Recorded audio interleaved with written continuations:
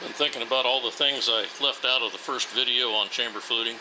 Some of the small minor details that will help you get started. To start with, the depth of the chamber. Very important for fluting, obviously. If you miss your location, then you'll cut too deep into the neck, and then you have brass extrusion into the flutes. Too shallow, you don't get gas flow to push the cartridge out. So one of the first things to take into account is the depth of your chamber. Now, to start with, bolt head. This is an unused HK. We have to know the depth of the recess, and this one is 120 thousandths. So when we chamber our barrel, we need to have that distance plus 8 to 10 thousandths of extra sticking out, so that when the barrel and the bolt face come together, they never touch when a cartridge is in the chamber. That keeps the shoulder pushed up tight against the shoulder of the cartridge, pressed tight up against the shoulder of the chamber. So when we chamber our barrel,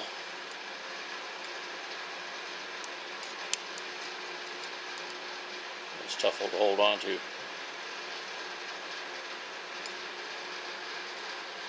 We want a little bit more. This is a factory G3 barrel. So we have a 131, so we have 11 thousandths gap beyond the chamber depth, or beyond the cartridge recess depth on the bolt head. This is also very important for setting up our tool for chamber fluting. We need to know what that stick out is so that we can deduct it from the starting point of the zero and get us properly, know our distance from the end of the barrel to the start.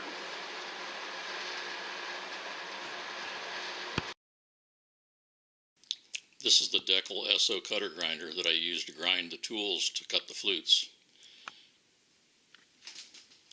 There's a diamond wheel and a collet system that holds the carbide. I'm going to grind the tool in a separate segment because it takes two hands, and with the vacuum running it's pretty noisy.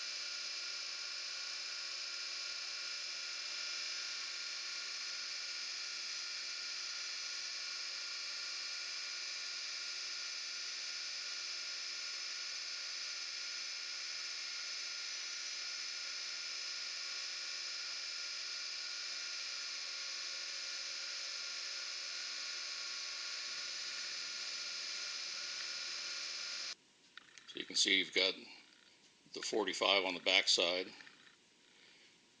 I found it's really nothing more than to add strength.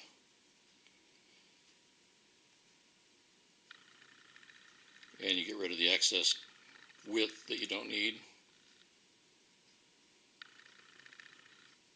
And then you've got your reverse taper so that you have a slight hook on the end.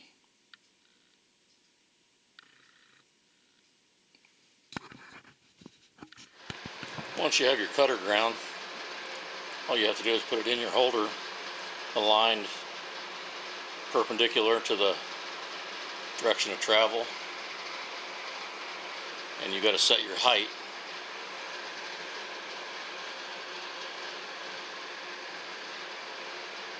The set screw in the end holds the cutter in place. I believe that's a 632. And then once you get your height set, I use a diamond wheel to cut it off on the other side, and then take it over to the diamond wheel and just grind it down so it's not sticking out above the tool. Once you've made a cutter and it breaks, and it will, there's really no good way to sharpen them. They don't, there's not much left, nothing much to hold on to.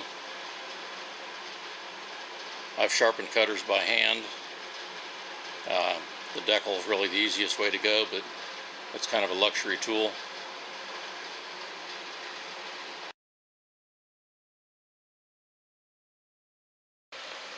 Okay, one thing that I left out of the first video that I mentioned was the program. The program on the left is the starting program, and then I have actually 3 other programs. I'm only showing you 2. Where I start the cutter at different depths and then drop it down. First program takes us down to 13 thousandths. The second program starts at 12, drops down to 18 thousandths, and this third program starts at 17 and drops us down to 21 thousandths. The Z minus 21. So it's just the usual macro call. When I started writing these, I didn't have a full license at Mach 3, so there was none. You had 150 line maximum code, so I just found it easier to write it in macros.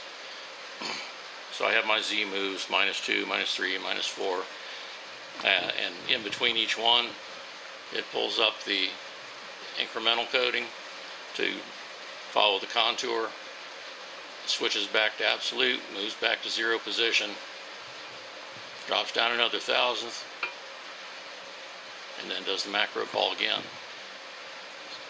And the reason I write them like this in segments is so that I have a chance to check my cutter, make sure nothing's broke down. I don't want to get 12 flutes, you know, thinking that it's 23 thousandths deep, only to be finding out that the tip broke off sometime back, and now I've got some wide, shallow grooves that I've got to go back and try to fill in or scrape out again. Probably doesn't hurt anything, but I like to know where my tools are at all time.